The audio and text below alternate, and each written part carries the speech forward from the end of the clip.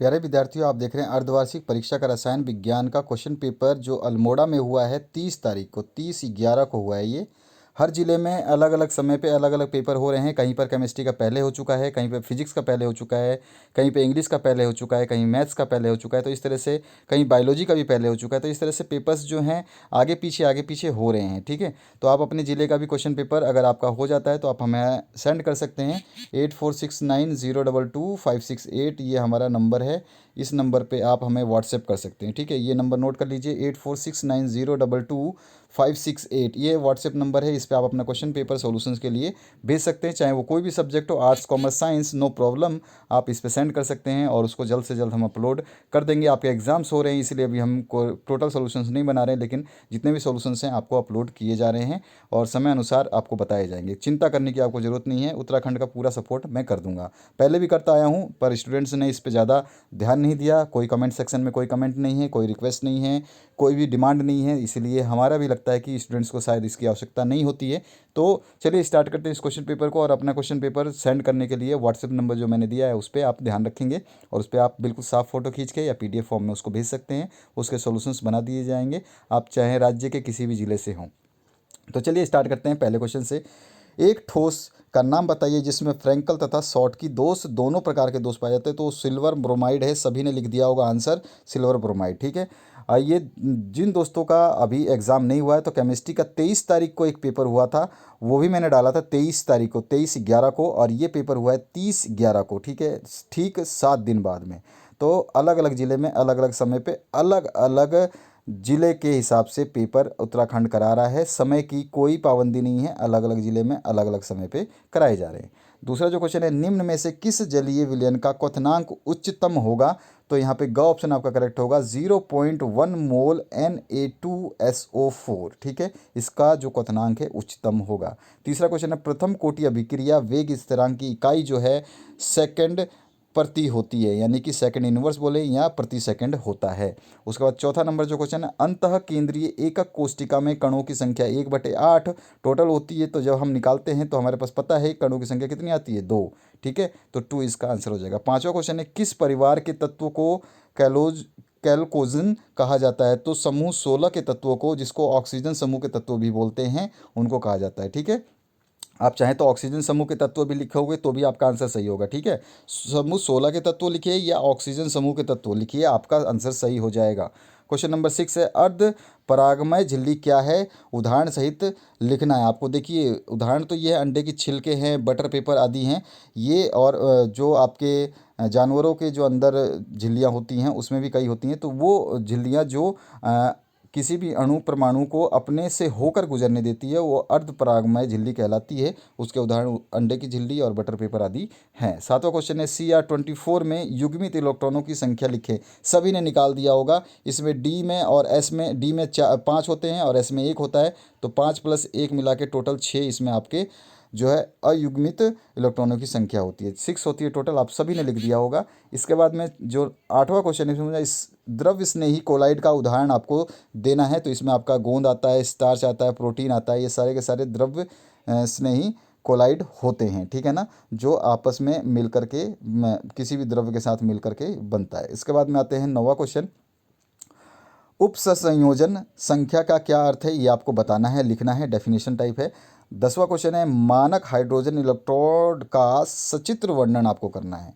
11 number जो question पूछा है ये अल्मोड़ा ज़िले का है, आपको जैसे बता चुका हूँ मैं, ये 30 तारीख को हुआ है पेपर। 11वां क्वेश्चन, निम्नलिखित जटिल यौगिकों द्वारा किस प्रकार की समवताएं प्रदर्शित की गई हैं? तो इसमें आपको बताना है क और ख में जो है इन दोनों के बीच में कैसी कैसी समवताएं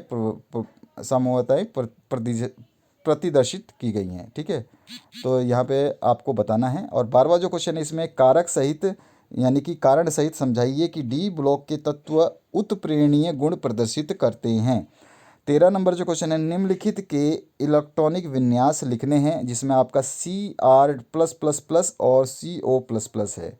इसके बाद में आपका 14 नंबर क्वेश्चन है, HF का क्वथनांक HCl से अधिक होता है, ये क्यों होता है ये आपको बताना है। इसके बाद में राउल्ट का नियम क्या है ये आपको बताना है। 16 नंबर जो क्वेश्चन है, डी ब्लॉक तत्व के 2 लक्षण आपको बताने हैं, डी ब्लॉक के जो तत्व होते हैं उनके लक्षण क्या हैं। 17 नंबर है विद्युत वाहक बल तथा विभवांतर में अंतर आपको बताना है। टेबुलर फॉर्म में बता देना, एक तरफ विद्युत वाहक बल और एक तरफ विभवांतर लिख देना। 18 नंबर क्वेश्चन है भौतिक एवं रासायनिक अधिशोषण की तुलना आपको करनी है। 19 नंबर है शून्य कोटि अभिक्रिया के लिए समाकलित वेग समीकरण की व्युत्पत्ति करनी है। 20वां क्वेश्चन निम्न पर संक्षिप्त टिप्पणी लिखनी है जिसमें स्वर्ण संख्या है, हार्डी सुलजे का नियम है और पेप्टिकरण है।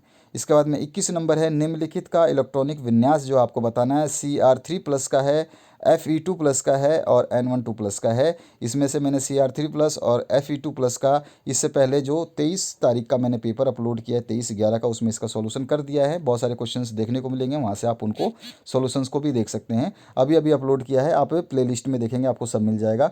22 नंबर है हेनरी का नियम लिखिए तथा इसे अनुप्रयोग भी लिखना है आपको। इसका अनुप्रयोग क्या है ये भी वो क्वेश्चन उसमें आया था और ये भी मैंने बताया था। ओस्टवाल्ड विधि द्वारा नाइट्रिक अम्ल का निर्माण कैसे किया जाता है, संबंधित अभिक्रियाओं के लिए रासायनिक समीकरण भी दीजिए। देखिए मैंने इसमें जितने क्वेश्चन अभी पढ़े हैं इसमें से 3-4 क्वेश्चंस तो अभी 23 तारीख का जो पेपर हुआ था अर्धवार्षिक उसमें मिल चुके हैं और उसका सॉल्यूशन भी मैंने दे दिया था। 24 नंबर है संक्रमक तत्व और आंतरिक संक्रमक तत्वों में तुलना आपको करनी है। 25वां है एक दंतुर और द्विदंतुर और उभय दंतुर से क्या तात्पर्य है, उत्प्रेरक के एक एक उदाहरण आपको देने हैं। उसके बाद 26 नंबर है क्या होता है जब फॉस्फोरस की अभिक्रिया कास्टिक सोडा के जलीय विलयन से की जाती है। और 27 नंबर है अमोनिया गैस का औद्योगिक उत्पादन किस प्रकार किया जाता है, ये समझाना है आपको। 28 नंबर में क पार्ट में आपसे पूछा गया है कोलराउश का नियम लिखना है, ये भी मैंने बताया है कोलराउश का नियम क्या होता है, उस पेपर में आप देख लेना। 23 तारीख का पेपर मैंने केमिस्ट्री का अपलोड किया है, उसमें आपको आंसर मिल जाएगा। निम्न पर टिप्पणी लिखनी है प्रबल विद्युत अपघटय और दुर्बल विद्युत अपघटय, इस दोनों पे लिखनी है आपको। इसके बाद में 29 नंबर है सल्फर ऑक्साइड SO2 का विरंजक चूर्ण अस्थायी होता है क्यों, ये आपको कारण बताना है। और ख है प्रयोगशाला में ऑक्सीजन गैस बनाने की विधि का सचित्र आपको वर्णन करना है। दोनों ही क्वेश्चन करने हैं। 30वां जो क्वेश्चन है इसमें निम्नलिखित को कारण सहित बताना है, जिसमें आपसे क पूछा गया है उत्कृष्ट गैसों के क्वथनांक बहुत कम होते हैं, क्या कारण है। और इसमें डाइनाइट्रोजन कमरे के ताप पर कम क्रियाशील होता है, ये क्यों होता है। और फास्पिन स्वभाव से क्षारीय है, ये क्यों है ये। और PCl5 के सभी बंध तुल्य नहीं होते हैं, ये क्यों होता है। और O3 एक ऑक्सी कारक है, ये क्यों होता है। इनमें से ज़्यादातर क्वेश्चंस के आंसर आपको 23 तारीख के एग्जाम पेपर जो मैंने सॉल्व कराया केमिस्ट्री का, जो अर्धवार्षिक परीक्षा हुई थी आपकी, उसमें मैंने कराया था सॉल्यूशन, उनको देख लेना, उसमें आपको सॉल्यूशन मिल जाएगा। बहुत सारे क्वेश्चंस को मैंने उसमें सॉल्व करा दिया, उसमें तो सारे क्वेश्चन सॉल्व करा दिए। और ये अभी आपके समय कम है क्योंकि आपके एग्ज़ाम चल रहे हैं, एग्ज़ाम आराम से दे दीजिए। उसके बाद में आपको सारे सॉल्यूशंस डे बाय डे मिलते रहेंगे, उनको सभी को प्रिपेयर करिए। आपके जितने भी एग्ज़ाम पेपर्स है आपको मैंने व्हाट्सएप नंबर दे दिया 8469022568। इस नंबर पे आप अपने क्वेश्चन पेपर की साफ फ़ोटो PDF बनाकर हमें सेंड कर सकते हैं और आपको हम उसके सॉल्यूशंस प्रोवाइड करते रहेंगे। तो आशा करता हूँ इस वीडियो से आप लोगों को हेल्प मिलेगी। कमेंट सेक्शन में कमेंट करना बिल्कुल भी ना भूलें। वीडियो को लाइक ज़रूर कर दें, अपने दोस्तों के साथ शेयर करके चैनल को सब्सक्राइब करके घंटी वाला बटन दबा दें ताकि कोई भी वीडियो आपसे चूके ना, छूटे ना और आपकी एग्ज़ाम की तैयारी बेस्ट बेहतर हो सके।